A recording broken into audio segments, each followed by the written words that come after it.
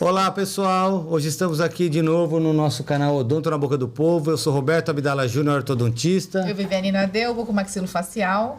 E hoje nós temos uma ilustríssima visita. Sensacional. Apresenta, por favor. Dr. Caio Junji Tanaka, um cara muito bacana, do bem, simples, apesar dos cargos que já teve aí. Ele é mestre em dentística e doutor em periodontia, professor da Universidade de Mogi das Cruzes, professor da Universidade de São Judas, pesquisador visitante de Tóquio, tá bom? Medical and Dental University. E hoje ele nos deu a honra de disponibilizar a agenda para a gente bater um papo aí. Que a ideia da gente conversar, Vivi, é pro público em geral, né? Nem pro dentista, né? Eu acho importante você que está nessa área de educação, coordenando e organizando todas as coisas assim. Fala um pouquinho do seu trabalho, me conta o que você está fazendo atualmente, assim, de mais importante, algum projeto importante. Legal. Bom, primeiro eu quero agradecer, né, o convite de vocês, é uma honra estar aqui nesse podcast. Minha trajetória foi toda dentro da academia, da universidade. Depois da graduação, logo em seguida, eu continuei com mestrado, doutorado, pensando na carreira acadêmica, né? De dar aula, de estar ali na universidade, né? Dizem que o bom aluno ele sai rápido da faculdade. Acho que eu não sou um bom aluno porque estou lá até hoje. Né? Não. Hoje... Mas com propósito. O propósito é o que manda. É verdade. Mudando verdade. e quebrando aí os paradigmas, tudo isso aí. Estudando. Sim. Hoje eu atuo na graduação, né? Leciono na graduação em 2 universidades, mas durante esse período aí, desde a minha formação, eu já assumi cargos de gestão, né? De gestão educacional na graduação e também tento conciliar aí com a prática clínica, né? Isso é muito legal, muito importante para você formar um cirurgião dentista ali. E eu acho que é porque você curte, cara. Não pode levar para esse lado. Senão você estava só na clínica. Sim. Caio, quantos dentistas a gente tem no Brasil, aproximadamente? Olha, o último dado que a gente tem do CFO, acho que é de 2020, né? Na época, tínhamos cerca de 332 mil dentistas no Brasil. É bastante dentista. Muita gente. Bastante dentista. Se você considerar que o mundo tem cerca de 1 milhão e 200 mil, né? Ter essa quantidade no Brasil... Tudo aqui, né? É muita coisa. O Brasil é o país que mais tem dentistas no mundo. E por que tá todo mundo com a boca assim, cara? Tem muito dentista, mas também as bocas tão complicadas, Sim, cara. É verdade. Por ano, hoje formam quase 10 mil dentistas no Brasil. É muito dentista. Tá bom, não? É muito dentista. É muita coisa. E as especialidades? Quantas especialidades odontológicas a gente tem hoje? Poxa vida, de cabeça eu não sei, até porque ultimamente tem sido aprovadas muitas especialidades novas. Entrou muita coisa nova. Entrou. Acho que nos últimos anos, de 2017 para cá, aprovaram cerca de 5, 6 especialidades. Novas. Reconheceram, né? Novas especialidades. Nossa, é muita coisa. Eu lembro que quando eu comecei a fazer bucomaxilo, não tinha ainda a especialidade de dor e disfunção de ATM. Sim. E eu fiquei muito contente, né, quando eles abriram mais um leque. Sim. Porque realmente são coisas distintas, né? Tratar clinicamente, cirurgicamente. Né? Você acha que muda muito isso, abrir ou não abrir? Articulação? Não, abrir esses nomes das especialidades. Eu acho que muda. Eu acho que muda. Por exemplo, a ROF, né, que agora é o calcanhar de Aquiles de todo mundo. Não tinha especialização, mal podíamos exercer algumas coisas. Como é que tá a ROF? Como é que tá a ROF no que você tá de coordenação? Como que funciona hoje a harmonização orofacial? Bom, a harmonização, ela é uma especialidade... Já é reconhecida? Já reconhecida, mas recém-chegada, né, dentro da nossa profissão. E tem ganhado novos adeptos, né, mas lembrando sempre que somos dentistas, né, dentro da nossa área, né, dentro do nosso quadrado. Né? A gente vê alguns profissionais invadindo o espaço da área médica e eu sou muito contra isso. Né? Dentro da nossa área, eu acho legal para casar com um caso de reabilitação, eu acho interessante, né, para tratar uma dor. Eu acho isso interessante. Entendi. E os alunos, né, hoje, que saem agora da escola e optaram em fazer odontologia, né? Quais são os pré-requisitos que ele deveria buscar dentro de uma universidade para escolher a melhor universidade para ele? Pensando num curso de odontologia, o que esse aluno ele precisa observar? Bom, acho que o primeiro, o nome da universidade onde ele vai estudar, né? Hoje, com esse leque de opções que tem, eu acho que o Brasil nunca teve tantas universidades, faculdades de odontologia, né? Escolher uma universidade pelo nome, pelos professores, o corpo docente que ela apresenta, eu acho que isso é um fator muito importante. Tá? Quanto à estrutura, né? Até falando de universidade, centro universitário, que é diferente, né? A gente não sabe. Mas isso é bom diferenciar. Existe uma diferença entre universidade e centro universitário, e isso compete aos requisitos do MEC, né? Tendo que a universidade é o degrau máximo da academia e ela tem programas de pós-graduação, de mestrado, doutorado, e o centro universitário, aqui também temos ótimos centros universitários no Brasil, tem uma autonomia um pouco menor dentro do Ministério da Educação, né? Encontramos faculdades de odontologia tanto em centros universitários como em universidades também.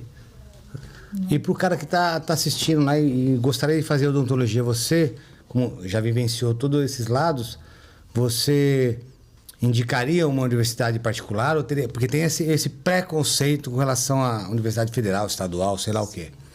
Né? Sim. Bom, as federais e estaduais são sempre uma grande referência, né? As universidades. Mas não seria uma grife em alguns momentos? Não que a faculdade seja ruim, assim, não nesse sentido. Sim. Bom, nos últimos anos nós acompanhamos alguns cursos sendo descredenciados dentro de universidades públicas, né?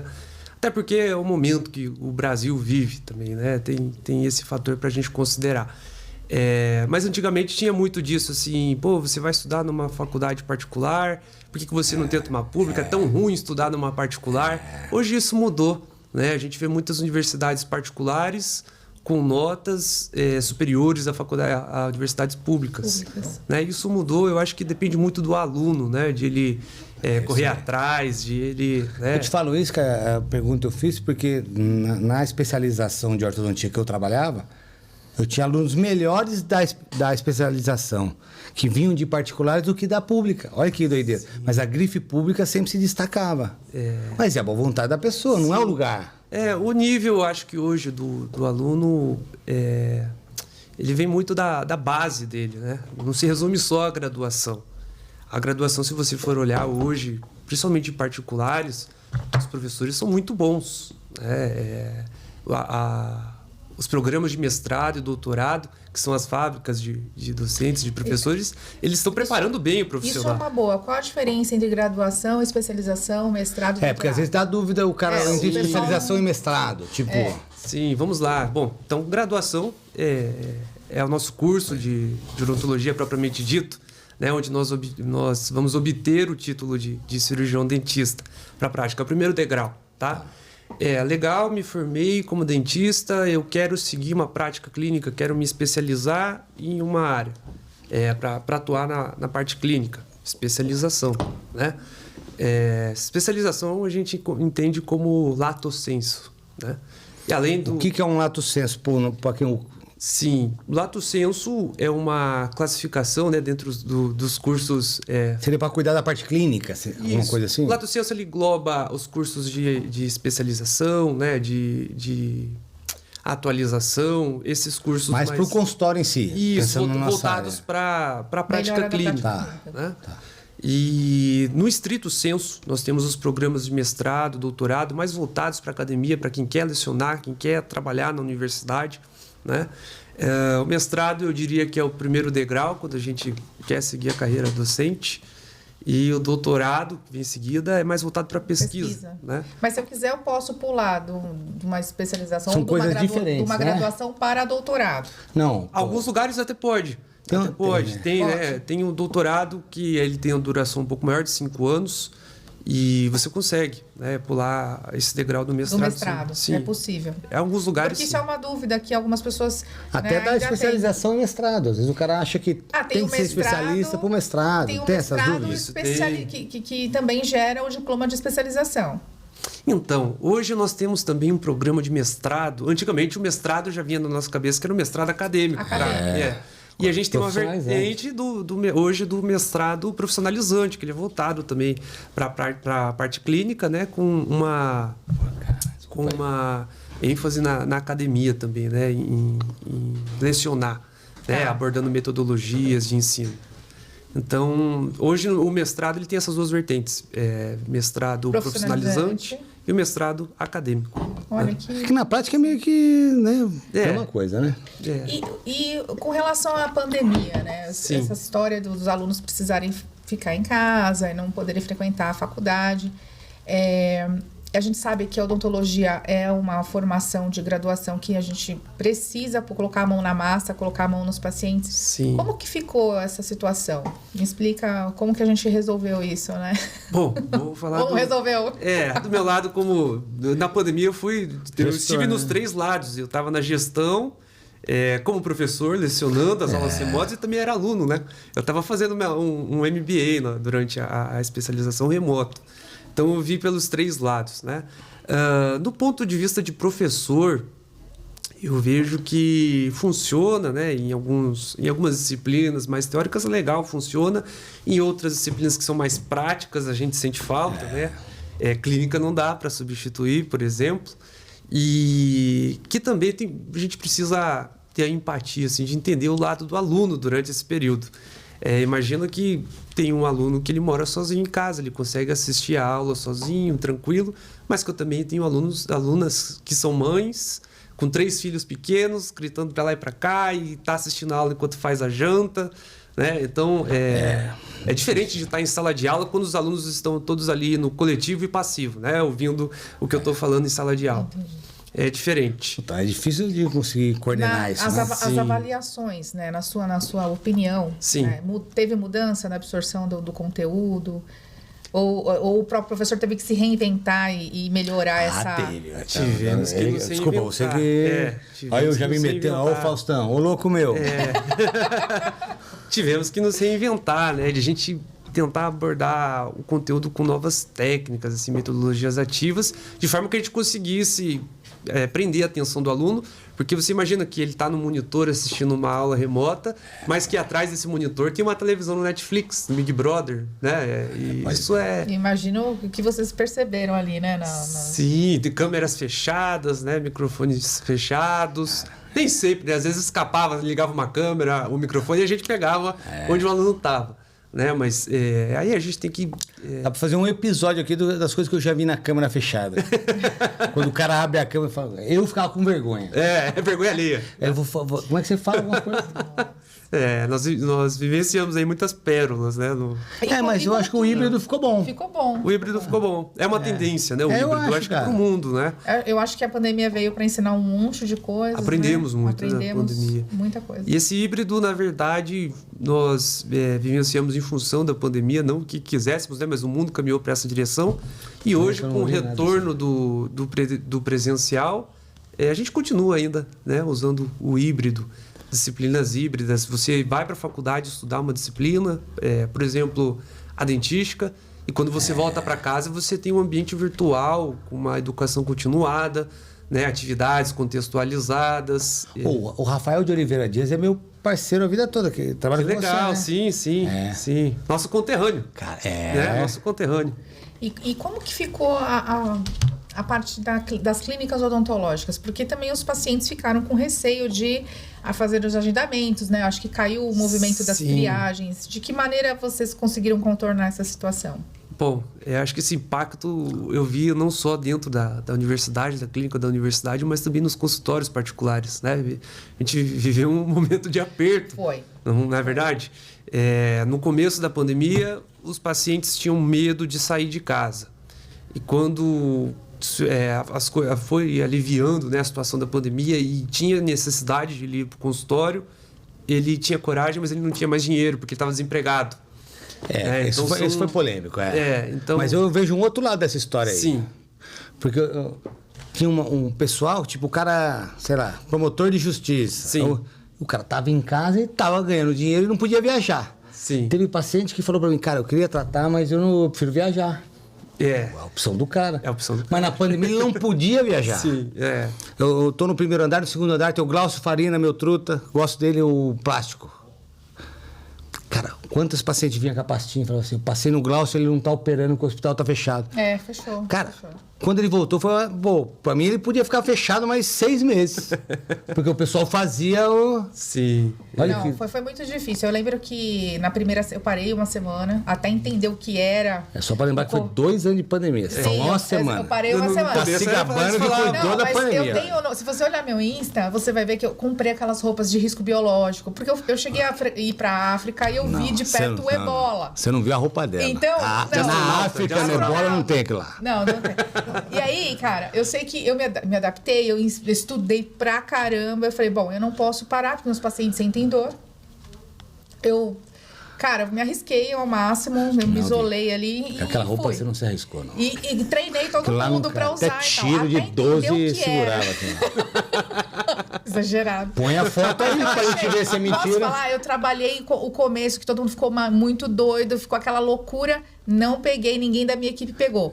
Foi liberar, a gente parou de usar. Eu peguei 3 vezes. Todo mundo começou a pegar e começou a avalanche de atestado. 15 dias internado. Ué, mas não compensou a roupa, tá vendo o benefício? Então, não, mas eu tenho estoque da roupa lá. Mas assim, eu achei interessante, porque eu mudei toda a estratégia. Põe aí pra você olhar, pra ver se eu tô exagerando. Eu nunca trabalhei tanto na minha vida, porque os colegas fecharam os consultórios e me ligaram. Você tá trabalhando? Porque eu postava, né? Você tá trabalhando? Eu tô, manda aqui eu resolvo. Eu não entendo como você mexeu da roupa. Um calor. Não é. É com ar-condicionado. Aquilo cozinha por dentro. E não é que eu usava roupa com zíper, não. A gente passava uma fita isolante ainda. Por cima do zíper ainda. Por cima do zíper. Caramba. O quê? Não tem cabimento na cabeça. Fita isolante. Não, é sério. Aonde você viu isso aí? Não, mas eu me protegi tanto. Tudo bem, tanto que eu, trouxa, peguei 3 vezes comigo. Uma fiquei 15 dias internado. Olha que esperto. E o protocolo pra tirar a roupa? O problema não é vestir. O problema é você tirar a roupa contaminada. Sim, porque o maior risco era de tirar a roupa e tal. Gente, eu me armei. Muito bom. Essa foi sensacional. Mas deu super certo. Só que é aquilo que eu disse. Os colegas realmente com medo. Perdi muitos amigos, né? Então, quem tinha condições de passar... E muita dor, muita urgência. Então, eu só não estava fazendo tratamentos. Eu estava atendendo as urgências. Sim. Né? Não foi aberto para essas condições. Aí o CRO proibiu a gente de trabalhar. Então, eu tive que segurar a onda lá. Não pude fazer os atendimentos. Teve. O CRO segurou. E todo o condicional, o consultório foi... Gente, olha, a gente tem história para contar nessa pandemia, não? Temos. Olha. Hoje, se encontrar com um moleque saindo do 3º colegial, falar, eu queria fazer odontologia, o que você acha? Qual que é a tua visão do mundo disso? Qual que é a tua visão? Ainda mudou o nome. Não. Desculpa, pessoal, eu sou da velha guarda, né? A Vivi, como é muito mais nova, não chamava... Como chama hoje? Eu não sei. Eu também não sei, mas acho que é colegial. Saindo para entrar na universidade, independente do nome do último ano. Qual que é a tua visão disso hoje, que vivenciou o lado acadêmico? Sim, olha, eu vou dar minha opinião, né? Quando vejo alguém falando assim, eu sou dentista porque eu nasci para ser dentista, acho que isso não existe. Né? Deus falou comigo, eu nasci para ser dentista. Acho que ninguém está preparado para ser dentista e a gente percebe isso durante a graduação. Né? E depois que a gente se forma, a gente vai encarando as oportunidades, né? Vai se moldando. Se moldando, exato, né? Dentro de cada especialidade, do que a gente gosta. Durante a graduação, a cada período, né? Cada semestre, vamos conhecendo novas especialidades e vamos nos moldando, né? Se um aluno que é de ensino médio quer fazer odonto, tem todo o meu apoio, né? Mas da tua visão do mercado, assim, não é para ser político nesse minuto. Com esse tanto de gente se formando, com esse tanto de faculdade. Porque às vezes tem isso, o cara vê o professor lá que está há 20 anos formado, o cara acha que ele vai se formar e vai trabalhar lá em Miami. Qual que é a tua visão disso? Acho que nós temos que ter o pé no chão. Né? O mercado está bastante saturado no Brasil, mas se a gente for desmembrar esses números de quantos dentistas nós temos no Brasil, né? Esses 300 e poucos mil, se a gente desmembrar em regiões, está muito mal distribuído. 299 faz ROF. Exato, É porque a gente vê muito hoje, né? Muitos alunos saindo da graduação já com a ambição de... eu nem quero ser dentista, eu tô fazendo a faculdade porque eu quero fazer a harmonização. É isso aí. Então, pô, eu não sei, não sei, mas... Quando o cara começa qualquer especialidade, ele esquece que é dentista. Ele não fala mais. Então, se você sou periodontista. Cara, tudo bem, mas no... o feijão com arroz a gente tem que saber fazer, né? Aí, é o pelo menos indicar. Vamos esculpidente ali. Isso aí. Exato, fazer restauração, fazer raspagem. Mas né? tem que saber, cara. Tem que saber, é o básico, né? Pra você carregar o nome de dentista, né? Mas às vezes eu vejo um moleque novo falando, o cara tem uma visão, cara. Eu não acho que o cara não tem que fazer. Porque eu acho que tudo que você fizer direito vai funcionar. Sim. Porque você gosta de fazer. Mas o caminho inverso é complicado. Do cara, eu vou fazer porque dá dinheiro. E também não tem atalho, né, Vitala? Hoje, acho que uma característica da geração de hoje, que destoa bastante da nossa, assim, é que eles querem atalhos. Né? E não existe atalho. A gente precisa uma curva percorrer. de aprendizado. Exato. Assim, as graduações hoje estão com uma carga horária ligeiramente menor do que era no passado. Né? A gente tem cursos ainda mais tradicionais de 5 anos, integral, mas também tem cursos de 4 anos, que é meio período, só à noite, por exemplo. 3h30. Então, tem uns 2 horas de hora-aula. E aí vocês pensam assim, ó, no nosso tempo de graduação, era simples, assim, apesar da carga horária, mas, por exemplo, uma disciplina de prótese era RMF, núcleo metálico fundido, Quem tá falando é o tipo de coisa, né? Pra vocês, tipo de prótese. Tipo de prótese que tipos tá fazendo. De prótese. É verdade. Era uma carga horária para cada especialidade. Sim. Aí, mas, por exemplo, periodontia. Era raspagem e alisamento radicular. Hoje, a periodontia tem técnicas cirúrgicas, tem outras coisas. Isso aí. Né? Tirou daqui e colocou ali. Endodontia eram limas para dentes anteriores. Hoje tem um universo, né? Então, a odontologia se tornou uma hiperespecialidade. Para 4 anos, se você for parar para pensar, é pouco para a gente ver tudo isso. E os alunos hoje, eles precisam fazer estágio fora da faculdade ou não? Porque na minha época não podia. Mas hoje eu... Não podia? Não podia. Só podia fazer dentro da universidade. Podia fazer urgência odontológica e podia ficar na carga horária aqui das clínicas. Eu fiz noturno e tudo mais. E o pessoal agora parece que eles estão fazendo estágio fora. Vejam só, no nosso ato regulatório dentro do Ministério da Educação, da ABENO, a Associação Brasileira de Ensino Odontológico, nós temos uma carga horária de estágio curricular obrigatório dentro da universidade, durante o horário de aula, sob supervisão dos professores, né? Mas a gente vê, sim, alunos estagiando fora da universidade. Entendo que isso não é... Mas legalmente pode? Então, para a graduação isso não agrega nada diretamente, assim, precisa fazer isso, não é obrigatório. O que é obrigatório é dentro da universidade. Se ele quiser fazer, ele não pode atender pacientes, ele pode acompanhar o dentista performando um procedimento, né, auxiliá-lo, mas não pode atender o paciente até o término do curso dele. Né? Sim. Não pode. Mas eu pensei que fosse carga horária mista agora, que tivesse que ter a carga horária interna e a... Não, a gente tem até umas horas que eles precisam cumprir de extensão, de atividades complementares, mas nada diretamente relacionado a estágios fora da universidade. Eu lembro que eu fiz trabalho na Sabesp, foi legal. É interessante. Tem Sabesp hoje? Existe? Não sei. Existe. Para entender o flúor na água, é interessante. Sim. Tô desenterrando. Animou o cara. Agora ele vai fazer odontologia. Porque ele quer ir na Sabesp. Porque ele quer ir na Sabesp. Nossa senhora. Ó, vai lá, se inscreve lá em Mogi. Sim. Onde você tá? Você tá em Mogi? Eu tô na Universidade de Mogi das Cruzes e na Tatiana Mello, né? Tatiana Mello é minha truta, a gente é da minha turma de faculdade. Que legal, que bacana. Eu quase fui lá algumas vezes, mas acabou não acontecendo. Isso aí, vamos vendo. E tô na Universidade de São Judas também. Com o Guto? Professor Guto, professora Alessandra, a Tuca. A Tuca vem semana que vem. Que legal. O Guto veio semana retrasada, acho, né? Legal, grandes parceiros. Muito bom, adorei. Muito bom. É bom, é importante para o pessoal que está estudando e quer definir a carreira. E esse negócio de ter aptidão para fazer odontologia e como que estão as faculdades hoje, né? Se reestruturando após a pandemia. Foi muito legal essa... Isso tem assunto que não tem fim, né? Não tem fim. Tem fim. Mas, Caio, cara, muito obrigado aí pela sua visita. E, pessoal, se alguém tiver alguma dúvida com relação a cursos, a universidade, ou manda pra gente se inscreve lá no canal O Dono da Boca do Povo, ativa o sininho e a gente manda pro Caio, o Caio vai responder. E aí a gente marca um bate-papo de novo pra... Obrigada. Obrigado aí, cara. Eu que agradeço. Obrigado mesmo. Eu que agradeço. Obrigadão.